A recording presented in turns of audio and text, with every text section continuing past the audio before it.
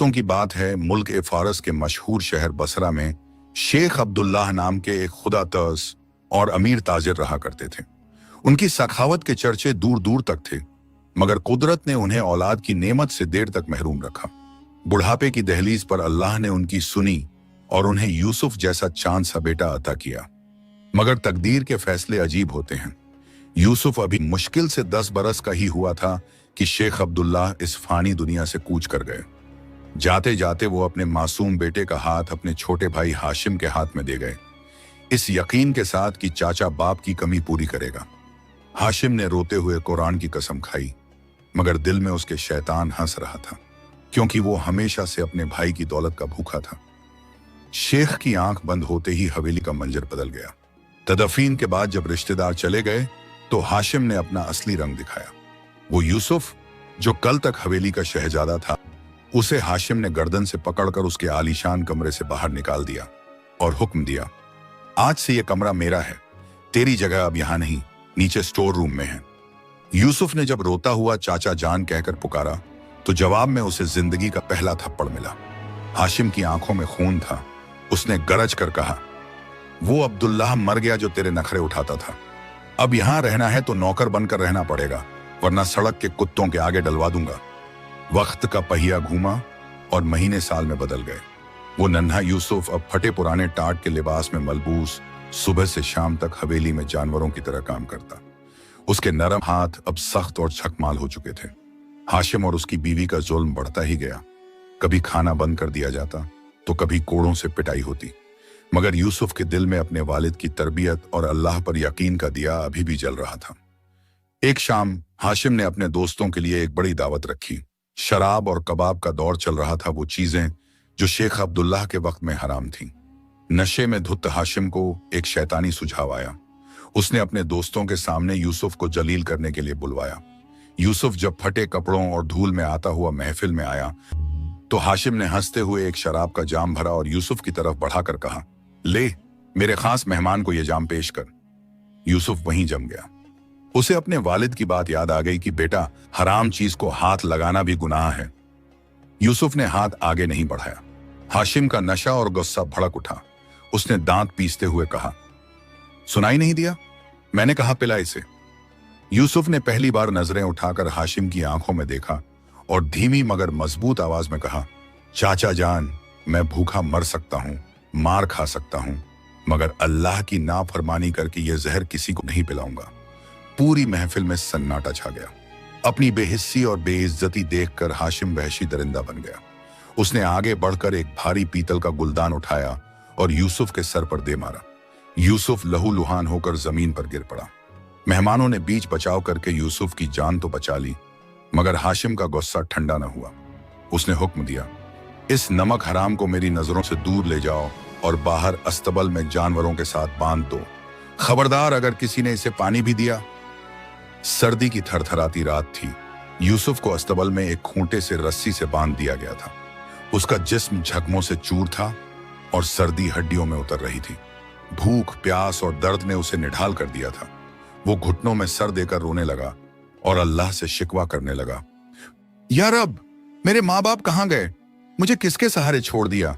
तभी कुदरत का एक अजीब करिश्मा हुआ। अस्तबल में बंधा शेख अब्दुल्लाह का पुराना पसंदीदा घोड़ा रस्सी तोड़ने की कोशिश करने के बजाय धीरे से यूसुफ के पास आकर बैठ गया। उस बेजुबान जानवर ने अपनी गर्दन यूसुफ के ठंडे जिस्म पर रख दी और अपनी गर्म सांसें उस पर डालने लगा ताकि उस बच्चे को सर्दी न लगे। यूसुफ ने उस जानवर के गले में बाहें डाल दी और फूट फूट कर रो दिया। उस रात उसे एहसास हुआ कि इंसान चाहे कितने ही बेरहम हो जाएं, अल्लाह की मखलूक अभी भी उस पर मेहरबान है। सुबह हुई तो हाशिम ने खिड़की से यह मंजर देखा। बजाय शर्मिंदा होने के उसके दिल में और खौफ पैदा हो गया। उसने सोचा, यह लड़का टूट नहीं रहा है, इसकी आंखों में आज भी बगावत है। अगर ये जिंदा रहा तो कल बड़ा होकर अपना हक मांगेगा और मेरी इज्जत मिट्टी में मिला देगा। हाशिम ने फैसला कर लिया कि अब यूसुफ को सिर्फ मारना या दबाना काफी नहीं, इसे इस तरह गायब करना होगा कि किसी को शक भी न हो। उसने अपने मुंशी के साथ मिलकर एक ऐसी खौफनाक साजिश रची जो शैतान को भी शर्मा दे। उसने शहर में मशहूर करना शुरू कर दिया कि यूसुफ पागल हो गया है और चोरी करने लगा है, ताकि जब वो यूसुफ को बेचे या गायब करे तो कोई सवाल न उठाए। हाशिम की बनाई हुई वो खौफनाक साजिश अगले ही दिन सुबह सूरज निकलने से पहले शुरू हो गई। हवेली अभी नींद में थी कि अचानक हाशिम की चीखों पुकार से सबकी आंख खुल गई।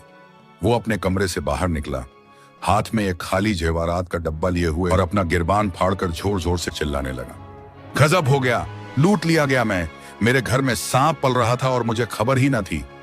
मुलाजिम घबराकर आंगन में जमा हो गए। हाशिम ने रोते हुए नाटक किया, मेरी बीवी का वो खानदानी हीरों का हार जो पुश्तों से चला आ रहा था, वो गायब है, मैंने रात को यहीं रखा था। फिर उसकी मक्कार नजरें सीधा अस्तबल की तरफ गईं, जहां यूसुफ अभी भी ठंड से थरथरा हुआ रस्सी से बंधा बैठा था। हाशिम ने एक शैतानी मुस्कुराहट छुपाते हुए कहा, मुझे पूरा यकीन है कि यह काम उस पागल का है, जाओ उसकी तलाशी लो। दो मोटे ताजे नौकर दौड़ते हुए अस्तबल गए और यूसुफ को झिंझोड़कर उठाया। यूसुफ अभी कुछ समझ भी ना पाया था कि उन्होंने उसके फटे हुए कपड़ों और उस घास फूस के बिस्तर को टटोलना शुरू कर दिया। और तभी वो हुआ जिसका हाशिम ने पहले से इंतजाम कर रखा था। घास के ढेर के नीचे से वो हीरों का हार बरामद हो गया जो रात के अंधेरे में खुद हाशिम ने वहां छुपाया था। नौकर ने हार हवा में लहराकर पुकारा, सरकार, मिल गया, ये चोर यही है। ये सुनना था कि हाशिम भागता हुआ वहां आया और बिना एक शब्द सुने यूसुफ पर टूट पड़ा। उसने यूसुफ के मासूम चेहरे पर एक के बाद एक कई थप्पड़ मारे और चीखा, देखा तुम लोगों ने, मैंने कहा था ना कि ये लड़का चोर बन गया है। अपने ही चाचा के घर में डाका डालते हुए शर्म नहीं आई तुझे? यूसुफ का दिल छलनी हो गया। जिस्म की चोट से ज्यादा रूह का जख्म गहरा था। उसने रोते हुए हाशिम के पैर पकड़ लिए और गिड़गिड़ा कर कहा, चाचा जान, खुदा की कसम मैंने चोरी नहीं की, मैं तो रस्सी से बंधा हुआ था, मैं कैसे जा सकता हूं? ये हार यहां कैसे आया मुझे खबर नहीं। मेरे मरहूम वालिद की रूह की कसम, मैं बेगुनाह हूं। लेकिन हाशिम फैसला कर चुका था। उसने यूसुफ को ठोकर मारकर दूर किया और ऐलान किया, बस बहुत हो गया, मैं एक चोर को अपने घर में रखकर अपनी इज्जत नीलाम नहीं कर सकता। आज ही इसका फैसला होगा। इत्तेफाका से उसी रोज बसरा में जब्बार नाम का एक निहायत संगदिल सौदागर आया हुआ था, जो दूर दराज मुल्कों में गुलाम खरीदने और बेचने का कारोबार करता था। हाशिम ने फौरन उसे बुलवाया। जब्बार जब हवेली पहुंचा तो हाशिम ने यूसुफ को, जो अभी भी रस्सी में जकड़ा हुआ था, उसके हवाले करते हुए कहा, यह लड़का मेरा भतीजा है, मगर चोर और दिमागी बीमार है। मैं इसके बदले दौलत नहीं चाहता, बस इसे यहां से इतनी दूर ले जाओ कि यह कभी वापस बसरा का रास्ता ना देख सके। जब्बार ने यूसुफ को ऊपर से नीचे तक देखा। लड़का कमजोर और मैला जरूर था, मगर उसकी आंखों में शराफत का जो नूर था, वो जब्बार जैसे पारखी से छुपा न रह सका। उसने 20 दीनार फेंके और एक मोटी रस्सी यूसुफ के गले में डाल दी। उस वक्त का मंजर बड़ा दिलदोज था। वो यूसुफ जो कभी इस शहर का शहजादा था, आज चंद सिक्कों के बदले एक अजनबी के हाथ जानवरों की तरह बेचा जा रहा था। जब जब्बार ने उसे खींचना शुरू किया तो यूसुफ ने पलटकर अपने घर की ऊंची दीवारों को देखा और टूटती हुई आवाज में कहा, अलविदा मेरे अब्बा जान के घर।